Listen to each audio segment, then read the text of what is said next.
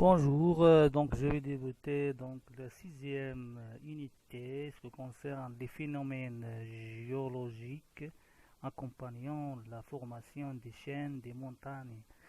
Donc on a vu, bien sûr, vous avez étudié en première année baccalauréat et dans le collège, donc plusieurs notions qui concernent la géologie, sur la tectonique des plaques, théorie de Wigner, donc plusieurs notions qu'on a vues, bien sûr.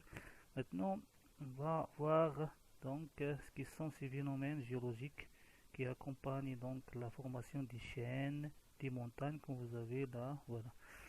Alors, on va voir une introduction donc sous forme d'un rappel sur la tectonique des plaques et essentiellement on va voir une coupe transversale d'une partie des corps de globe terrestre. Alors, comme vous voyez, c'est une portion donc de globe terrestre.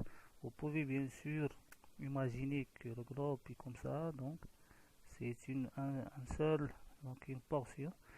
Alors, donc, comme vous voyez, donc c'est la structure de la Terre. On voit donc les constituants. On peut débuter de bas vers le haut, bien du centre de la Terre vers donc la surface. Comme vous voyez là, c'est le noyau qui est bien sûr solide. Bien sûr, on a le noyau qui est externe, c'est le noyau interne, noyau externe. On a le manteau, hein, donc déjà jusque là c'est le manteau qu'on appelle, donc le manteau est constitué de le manteau inférieur avec une densité de 5,5. Il y a le manteau supérieur, comme vous voyez là, il est constitué, donc il est au-dessous de 700 km de profondeur. Alors aussi le manteau supérieur constitué de l'asténosphère, constitué aussi de la lithosphère. Donc la lithosphère englobe une partie supérieure de manteau supérieur et une partie de l'écorce terrestre. Alors comme vous voyez là, donc euh, il est donc euh, limité par des discontinuités. C'est ce qu'on appelle une qita'at, des discontinuités qui va donner bien sûr elle est basée sur la densité. Donc en passant de le noyau interne vers le noyau externe qui est donc liquide, hein, donc c'est le noyau externe liquide, le noyau interne solide. Donc il y a le discontinuité de Lehmann, le discontinuité de Gutenberg, et il y a aussi là, c'est la densité de Moreau. Donc, qui donne ces discontinuités, c'est la densité. Voilà, la densité c'est égal à 3, mais il est plus grand. Donc, tant on passe vers la profondeur de la Terre, donc la densité augmente, la, la température et la pression aussi augmentent. Alors, pardon. La structure de la Terre est constituée d'une succession de couches de propriétés physiques différentes. Voilà. Donc, c'est la densité. Au centre, on a le noyau, puis le manteau qui constitue le gros volume de la Terre, de globe terrestre. Bien sûr, le manteau, comme vous voyez là, il est donc constitue donc le gros volume de la Terre. Donc, il se divise au manteau inférieur, là c'est solide, et le manteau supérieur principalement plastique. Ça veut dire plastique n'est pas 100% solide et n'est pas donc liquide, mais elle est plastique, yani layin. Donc présente une viscosité donc de la Nutella, de chocolat, donc il est plus grand donc de celle de viscosité de Nutella. Donc mais dans la partie tout à fait supérieure, donc qui est solide, on a le manteau lithosphérique, c'est ça. C'est ce qu'on appelle le manteau lithosphérique avec une densité de 3,3. Finalement, la croûte, oui, croûte. Donc, la croûte, c'est cette région-là, cette zone-là, voilà. En écorce qui compte pour au moins de 2% en volume de qui est solide. Donc, elle constitue seulement 2% de ce qui est solide de globe terrestre. La couche plastique de manteau supérieur est appelée asténosphère. C'est ça. Ça, c'est la partie plastique de manteau supérieur. On appelle asténosphère. Alors qu'ensemble, les deux couches solides qui la surmontent, soit la couche solide de la partie supérieure, voilà, le manteau supérieur et la croûte terrestre. Voilà, comme vous voyez là. Donc, il est subdivisé en deux. Donc, la partie supérieure donc de lithosphère qui appartient aux écorces terrestres, c'est la croûte océanique. Il y a bien sûr la croûte continentale. Forme la lithosphère. La limite entre les deux couches de la lithosphère s'appelle moho. Donc, c'est la discontinuité à dire moho, comme on donc, c'est par l'étude faite par donc des études donc sophistiquées pour déterminer cette donc discontinuité. En résumé, on va voir maintenant de haut vers le bas. On a la croûte. La croûte terrestre est constituée d'une croûte continentale et océanique, comme vous voyez là. Voilà, croûte océanique et continentale. Et la croûte continentale est constituée dans une prononciation qu'on appelle sial. Qu'est-ce que ça veut dire sial? C'est la silicate d'aluminium, les silice ou aluminium. Donc, pourquoi on appelle silicate d'aluminium? Donc, il est constitué de plaine continentale avec une épaisseur de 30 à 75 km et les montagnes, il peut aller donc 50 à 65 km, comme donc, le Himalaya. Alors, pourquoi on appelle sial? C'est silicate d'alumine, parce que les minéraux argileux, lorsque vous faites une étude des minéraux argileux, on voit qu'il est constitué, sa composition chimique constituée essentiellement de silice, de l'oxygène et aussi de l'aluminium. C'est pour cela qu'on l'appelle sial. Et donc, la croûte est constituée de roches granitiques avec une densité de 2,7 et les couches sont des roches intermédiaires, hein, granitiques basaltiques, donc DC3. Voilà, donc il y a aussi la croûte océanique, CMA, ce que ça veut dire CMA, c'est silicate de magnésium. Donc l'océan, il est constitué seulement de 5 à 15 km et les basaltes de à 3,2, donc comme densité. Le magnésium, c'est là de l'aluminium. Donc, en passant par la discontinuité de Moho-Revisis, ou bien Moho, on a donc là le manteau. Donc le manteau est constitué d'une roche qu'on appelle la péridotite. Donc la péridotite constitue donc le manteau est constitué de manteau supérieur et manteau inférieur. Le manteau supérieur est subdivisé en deux couches, qui est une couche rigide dont la base se situe à 70 km sous les océans et à 150 km sous les continents. Parce qu'il y a une augmentation de l'épaisseur de la croûte continentale et les plus, comme vous voyez là, hein, le continent, il est plus donc grand comme épaisseur. Il y a la couche plastique donc de le manteau supérieur, il peut aller jusqu'à 700 km. Au-dessous, on a le manteau inférieur, la couche solide de 700 à 2885 km. Vers la profondeur, on a donc la discontinuité de Gondomar, donc qui donc qu'on a donc la noyau externe. Donc le noyau externe, comme on a dit, il est liquide.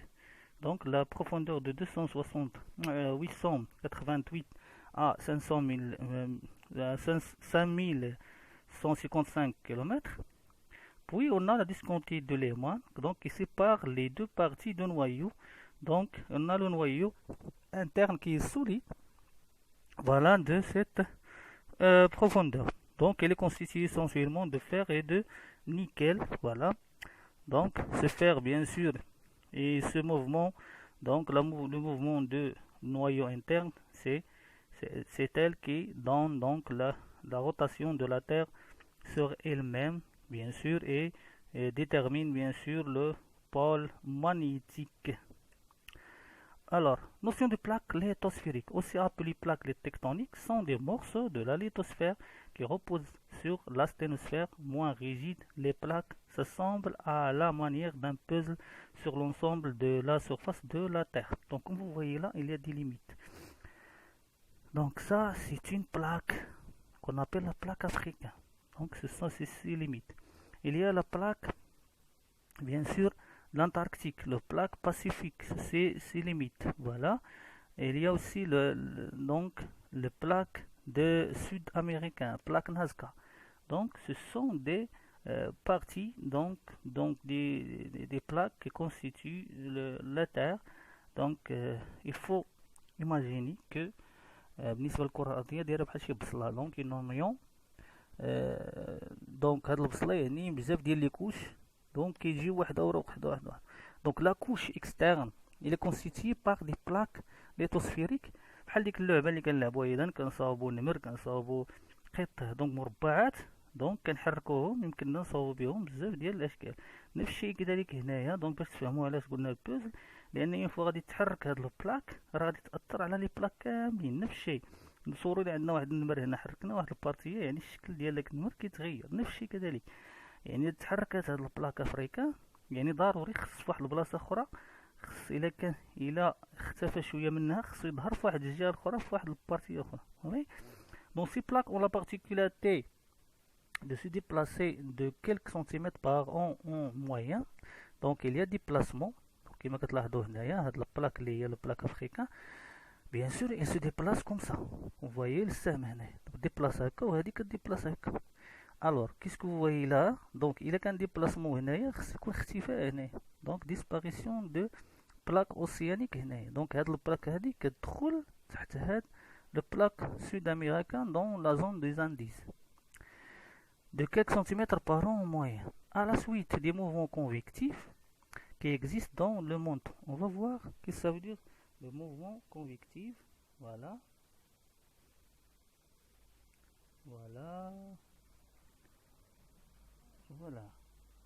Voilà, regardez. Se déchire et donne naissance à certaines des montagnes les plus hautes de la planète. Les plaques entrent en collision, s'éloignent et glissent les unes contre les autres. Le magma jaillit afin de combler le vide, formant ainsi une nouvelle croûte. Ce suintement sous-marin est à l'origine de ce que l'on appelle des pilolavas, ou de la lave en coussin. Ce phénomène est observé lorsque la lave brûlante durcit quasi instantanément au contact de l'eau glacée. Le coussin s'allonge au fur et à mesure que la lave jaillit. Certains coussins éclatent lorsque la pression devient trop forte. Voilà, donc comme on a vu, bien sûr, donc les mouvements de convection, qu'est-ce que ça veut dire? Donc,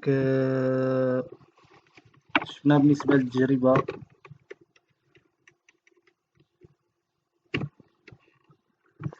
دونك شفنا بالنسبة للتجربة ديال العدس، إذا حيت كطيبو العدس تلاحظوا بأن دوك حبات ديال العدس أنهم تيطلعوا إذا اون فوا تيحسوا بالحرارة تيطلعوا إذا الفوق شوية، كيحسوا هاد البرودة عاوتاني تتزاد، دونك داك سميتو لا دونسيتي ديالهم كيهبطوا عاوتاني. دونك نفس الشيء كيوقع في موفمون دو كونفيكسيون. Alors, quels sont les cas, bien sûr, que se passe dans le mouvement ديال هاد les plaques؟ شنو غادي يوقع؟ يعني يمكن نتصوروا أي حاجة يمكن لها توقع، يعني إما كيوقعوا تباعد، إما تقارب، إما احتكاك فيما بينهم، يعني أي حاجة يمكننا نتصوروها ماذا تقع بالنسبة لنا. Donc voilà, lorsqu'il y a écartement l'un de l'autre, يعني une fois كيوقع تباعد بين les deux plaques. Lorsque vous voyez la plaque africaine et la plaque donc sud-américaine, il y a écartement كما كتلاحظوا هنا تباعد. Voilà, elles sont alors dites divergentes. Il y a divergence, voilà, des deux plaques. Ce phénomène survient principalement au fond des océans, voilà, océans au niveau du dorsal océanique. Donc c'est une ride médio-océanique أو ذروة وسط محيطية. Mais aussi en quelques endroits sur les continents, même على مستوى إذا سميتو القارة بحال هنايا في هذا القرن الإفريقي. دونك كاين ريفت، هذا الريفت هو المسمى بالخسف، يعني كاين تحرك ولا تكون فوالق كبيرة باش كيوقع ما يسمى بالتباعد هنايا ديال أجزاء ديال هاد القارة. دونك سون ابيل ريفت. Voilà, l'espace libéré suite à l'écartement des plaques est comblé par des magmas qui refroidissent rapidement. Voilà, يعني هاد ليسباس هنا ليبيري باغ هاد لي كورطومون لحقاش كيتباعدو هادو بجوج كيخويو كيدير لنا واحد الفراغ بين هاد لي دو بلاك. دونك هاد الفراغ هذا لحقاش الكرة الأرضية ما كتزادش في سميتو الحجم ديالها، ولكن اون فوا كيتزاد إذا هنايا واحد جوج ضروري خصو يكون اختفي في واحد القنت آخر إذا. دونك إلي كومبلي وهو معوض يتم تعويضه باغ دي ماغوا كي refroidit rapidement. Alors, donc, la deuxième cas, bien sûr, deux plaques peuvent également être convergentes. يعني هنا وقعنا على divergence يعني التباعد، هنا تقارب لا convergente يعني هذيك donc بحال هاد لا بلاك donc océanique هنا البلاك دو نازكا هو peuvent également être convergents, ce qui donne lieu à des collisions, formation de chaînes, des montagnes بحال هنايا ولا بحال الهيمالايا donc لهنايا voilà. Ou des subductions, tamr, la plaque le plus dense passe sous l'autre. C'est donc il y a une obduction, collision, ou il y a une subduction, tamr. Il y a la plaque océanique moins dense sur la plaque continentale qui est plus dense. Donc il y a la plaque enfin, deux plaques peuvent être simplement collisées l'une contre l'autre. دونك إلا وقع واحد لا كوليزيون يعني احتكاك كيكون تسمى لاتيرال دونك اون ديكروشمون لابيلو فرونسي ديكروشمون يعني لي دو بحال هاد نتصورو اذا كمثال دونك كيوقع بحال هنايا دونك هادي كتمشي هكا وهادي كتجي هكا دونك هادي كتسمى اون ديكروشمون ولا دونك سامبلوم سو كوليس لون دو لوتر. On va voir là donc les mouvements de convection اللي شفنا شنو كتلاحظوا هنايا donc la température اش كيوقع هنايا donc les matériaux sont à des températures plus grandes vous regardez 1600 1500 1400 alors شنو كيوقع هنايا donc هنا هذا اذا تيكون في واحد درجه حراره كبيره كيضطر انه يطلع وكيمشي دونك درجة الحرارة كبيرة شنو كيوقع هنايا درجة الحرارة كتنخفض دونك إلي دونك مينيمال دونك إلا تبعنا هاد الخط هذا دونك هذا سي دونك ديال درجة الحرارة نتبعو هاد الخط هذا ريغاردي فوالا سي دونك 800 دونك 800 ماشي هي 1600 دونك لي ماتيريو لوكس كيطلعو هنايا كيوصلو هنا كتنخفض درجة الحرارة كيعاودو عاوتاني غادي يهبطو بحال داكشي ديال العدس اللي قلنا إذا العدسة إذا حيت كطيب كتطلع كتبرد عاوتاني كتزاد التونسيتي كتهبط عاوتاني نفس الشيء دونك هادي كتبقى توقع إذا هاد القوة ديال الكونفيكسيون هي اللي كتخلي أن هاد الحركية ديال لي بلاك تكتونيك لو موفمون دو بلاكتونيك tient son énergie par ces mouvements de convection يعني donc les matériaux sont réchauffés à l'intérieur de la Terre par une température plus grande peut atteindre 1600 puis il remonte vers la surface puis elle se refroidit puis donc encore va donc se descendre vers le centre de la Terre et comme ça وهاد العملية كتبقى تعاود على مدى دونك ملايين السنين دونك بالنسبة لهنايا مغاديش نتصورو بأن كيوقع مومونطانيمون دونك داكشي لابس دو طون دونك لابس دو طون اللي هو ضعيف دونك يعني على مدة ديال ملايين السنين. الوغ كيلي لو ريزولطا بيان سور هنا كيوقع في الاول راه كانت هاد البارتيه نتصوروا بحال هنا المغرب مع امريكا دونك كانوا ملصقين مي افيك دونك لو موفمون دونك دون لو ريد ميديو اوسيانيك اللي كاينه في المحيط الاطلسي دورسال اوسيانيك كيوقع كيخرجوا هاد لي ماتيريو كيبقاو يدفعوا دو باغي دوطر ديال هاد لو ريد هاد الذروه وسط محيطيه كيبقاو يدفعوا دونك وكيبقاو يدفعوا كذلك هنايا باغ سنتيمتر باغون فوالا وكتكون هاد لو كروت اوسيانيك هنايا بالازرق اون بلو دونك وكيكون تباعد فوالا on va voir voilà donc la prochaine on va voir chaîne alpine. Mais quel est le moteur du mouvement des plaques? Le déplacement des plaques nécessite des quantités d'énergie considérables. Cette énergie a une origine interne. la désintégration d'éléments radioactifs du manteau et la chaleur accumulée lors de la formation de la Terre. L'évacuation de cette énergie se fait par des mouvements de convection, c'est-à-dire des déplacements de matière à l'état solide qui s'effectuent au sein du manteau.